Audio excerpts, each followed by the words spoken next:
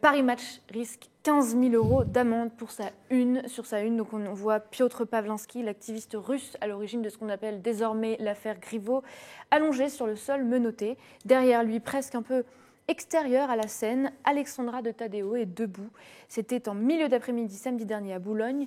Les journalistes de Paris Match étaient présents. Ils ont filmé, photographié la scène et choisi de mettre en une un des clichés à la une donc, de l'hebdomadaire qui est paru hier.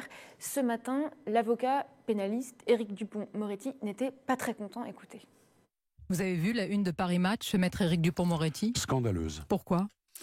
Parce que la loi Guigou, entrée en vigueur en juin 2000, interdit de photographier un homme menotté, madame. Qui a mis les menottes à M. Pawlenski ? Ce n'est pas Paris Match ? Mais madame, moi j'y étais pas, j'en sais rien, je sais pas comment ça s'est passé, je sais pas ce qui a été dit.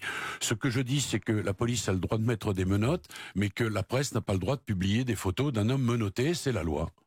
Alors effectivement, l'article 35 de la loi sur la liberté de la presse donc de 1881 dit que la diffusion par quelque moyen que ce soit et quel qu'en soit le support de l'image d'une personne identifiée ou identifiable mis en cause à l'occasion d'une procédure pénale mais n'ayant pas fait l'objet d'un jugement, soit que cette personne porte des menottes ou entrave, est punie, je vous lis l'essentiel, est punie de 15 000 € d'amende. Est-ce qu'elle vous dérange, Nicolas Doménac, cette une ? Écoutez, ça me dérange. D'abord, effectivement, elle contrevient à la loi, mais surtout, je trouve que ça participe, comme un article du Monde de ce jour, au fond, à une héroïsation d'un personnage qui, pour moi, est une crapule, un délateur. Dans le Monde, on en fait un artiste russe. On le présente comme performeur. Je veux dire, mais c'est un cafard 2.0. Je veux dire, et pourquoi le mettre en scène de manière sublime ? Et c'est pareil, d'une certaine façon. Vous pouvez être sûr qu'en présentant cette photo de match, on en fait une personnalité, je veux dire, on en fait vraiment un bandit suprême. Je veux dire, tout ça me dérange profondément. Je trouve qu'on marche sur la tête, quoi. Qu'il y a un moment où il faut dire assez. Il y a pire que ça, c'est que moi, ce qui m'a choqué, c'est que j'ai vu des réactions aussi sur les réseaux sociaux. On accuse le flic. Vous vous rendez compte, un homme à terre, il est là violemment. Quel besoin avait-il de le jeter par terre ? Alors que, si j'ai bien lu, c'est ce personnage qui s'était mis par terre lui-même, qui s'était assis. Et il y a quand même la mise en scène, j'ai trouvé, de la violence d'un policier. Et on adore ça en ce moment, mettre en scène la pseudo-violence des policiers. Donc je trouve que c'est mauvais à tous les points. Il y a la fille ravissante derrière. On dirait une publicité pour un feuilleton. Mais c'est ce que dit la journaliste d'Europe 1 ce matin, Sonia Mabrouk. Elle dit en fait, parfois c'est bien que les journalistes soient là parce que comme ça ils peuvent voir s'il y a eu une bavure. Les journalistes ont autre chose à faire que ce type de publicité. C'est accrocheur, c'est une racoleuse. Je ne suis pas d'accord, les journalistes valent mieux que ça. Adrien Matou, votre avis ? Alors, vous êtes d'accord ? Les bavures, il y en a vraiment des très sérieuses, mais là, je pense qu'il n'y a pas eu de bavure et qu'il ne risquait pas d'y en avoir. Est-ce qu'il y avait besoin de mettre des menottes ? Peut-être pas, mais en fait, la vraie question, justement, qui est contenue dans la vôtre, c'est est-ce que Pawlenski était d'accord avec cette mise en scène ? Est-ce que c'est lui ? Parce que c'est une vraie possibilité. Hein. C'est quelqu'un qui cherche absolument l'attention médiatique, etc. Donc, est-ce que c'est lui qui a convoqué la presse ? Voilà, parce que effectivement, s'il n'a pas convoqué la presse, c'est peut-être pas nécessaire de lui mettre les menottes, mais moi je pense qu'il n'est pas mécontent du tout de cette une.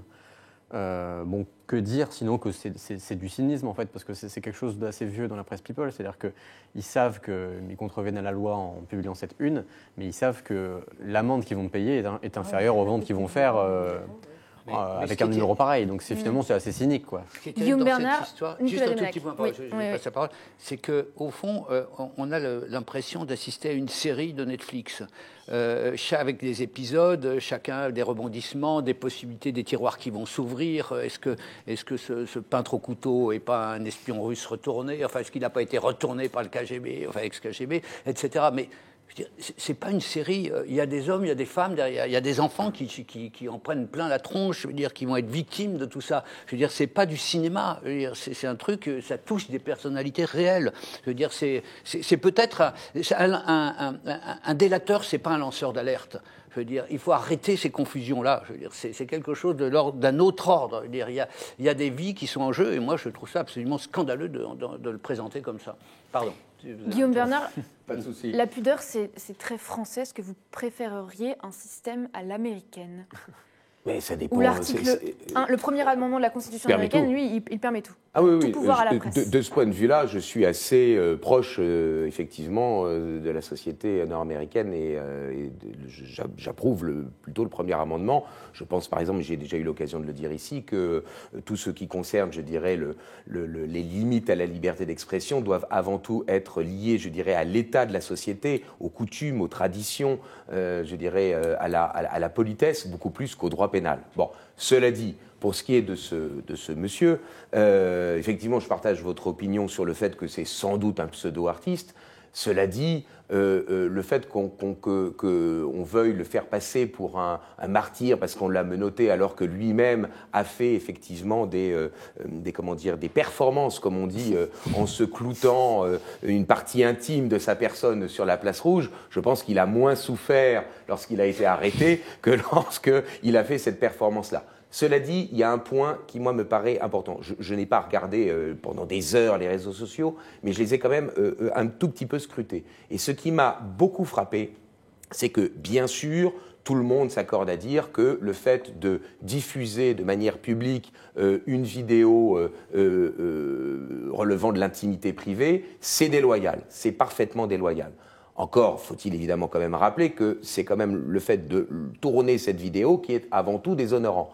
Mais ce qui me paraît essentiel, c'est que quelle a été la réaction de beaucoup d'internautes ? Ils ont été, me semble-t-il, choqués du fait qu'il y avait une défense à l'unisson par, on va dire, entre guillemets, la classe politico-médiatique, je dirais, de Griveaux. Et il me semble qu'il y a un risque réel qu'il y ait de plus en plus une distorsion à partir de ces questions-là, sur les questions de mœurs, de moralité privée, etc., une distorsion entre le commun des mortels et l'élite ou les élites. C'est-à-dire que lorsque l'on a l'affaire Weinstein, lorsque l'on a l'affaire Matzneff, qu'on s'aperçoit que des intellectuels avaient approuvé des écrits ouvertement pédophiles, lorsqu'on s'aperçoit qu'effectivement il y a une vie dissolue de la part de personnes, non pas qui sont des people, que l'opinion publique le tolère, mais de personnes qui ont en charge le bien commun, qui ont en charge le destin du pays, eh bien là, je crois qu'il y a un vrai risque, je dirais, même s'il y a incontestablement une atteinte à la vie privée, qu'il y a un vrai risque d'un sentiment, je dirais, d'appartenir à deux mondes différents. Donc, que, évidemment, on n'approuve pas la publication, c'est une chose, de cette vidéo, que par ailleurs, je dirais, on excuse totalement une personne pour, au final, je dirais, rendre entièrement responsable celui qui l'a rendu public et non pas celui qui est responsable de l'acte, c'est-à-dire l'adultère au départ, j'avoue que là, il y a un risque. Je ne peux pas vous dire ça. Ce n'est pas déshonorant, c'est sa vie privée, ça ne vous regarde pas, ça ne me regarde pas. Je veux dire, il fait ce qu'il veut de son sexe, de son rapport à sa famille, de son rapport. Il y a des familles très heureuses avec des infidélités. On s'en fout. Je veux dire, on juge sur l'action politique. Sa famille comme argument électoral. C'est pas son problème. Il ne peut pas instrumentaliser sa famille comme argument électoral et ensuite effectivement avoir cette distorsion. Il y a deux sujets. Non, mais c'est extraordinaire, c'est la victime qui devient coupable. Je trouve ça incroyable. Non, mais la victime, attendez, il est victime. Il y a deux sujets. Non, mais attendez, il n'y a pas la victime, mais c'est la victime. J'ai dit que c'était déloyal de le publier. J'ai dit, il y a deux sujets. Il est totalement victime des réseaux sociaux, de ce qui s'est passé, etc. Mais je veux dire que il y a aussi une question, alors on n'ose plus prononcer le mot, de morale un peu populaire, où on plaint sa femme, ses enfants, où il était quand même porte-parole du gouvernement, où la presse s'est étalée sur la façon dont il se comportait, où il a été tellement maladroit. Parce qu'on fait ce qu'on veut, d'accord, dans sa vie privée. Quand on est porte-parole d'un gouvernement, qu'on utilise les réseaux sociaux, mais c'est de la bêtise en plus. Alors ça, c'est une vraie bêtise. Ça n'a rien à voir avec sa morale, excusez-moi. Il y a en plus le fait que... Mais les gens ne lui reprochent pas ça, d'ailleurs. Non, mais il y a quand même une femme qui est horriblement malheureuse, qui est déshonorée. Je suis désolée. On ne peut pas complètement passer ça, balayer ça d'un revers de main, c'est pas un problème. C'est pas ce qu'il y a à l'affaire. Et les gens ne lui reprochent pas ça. D'ailleurs, regardez, les gens ne lui reprochent pas du tout ça. En France, on n'est pas du tout comme ça. Non, je crois que l'opinion... Je suis d'accord. L'opinion publique n'est pas devenue puritaine. Il a plus été tué par le ridicule que par la morale. Voilà. Le problème, c'est qu'il ne faudrait pas, sous prétexte qu'il y a un coupable, vraisemblablement votre russe là, coupable de déloyauté et d'avoir diffusé une chose intime, que par ailleurs il n'y a pas une faute originelle. Et je crois qu'il faut maintenir, je dirais, les deux éléments, sans quoi... Adrien Matou, le mot de conclusion. Je vais résumer. Nous ne vous mettrons pas d'accord. Adrien Matou, allez-y. Je pense qu'il n'y a pas de faute, mais qu'il y a une erreur d'imprudence. Voilà. Pour moi, c'est pas une... Il y a peut-être une... erreur de comportement. Je vous livre quand même quelques commentaires et nous Pas de conclurons l'émission comportement. là-dessus. Vol nous dit sur Figaro Live, qui nous regarde, si Griveaux n'avait pas fait la vidéo, il n'y aurait pas eu de diffusion. Et Babino nous dit, Paris Match enfreint peut-être la loi, mais il y a une demande pour ce type de photos. Que du marché, pas de morale. Voilà. Merci infiniment de nous avoir suivis. On vous souhaite à tous un excellent week-end et on vous retrouve lundi.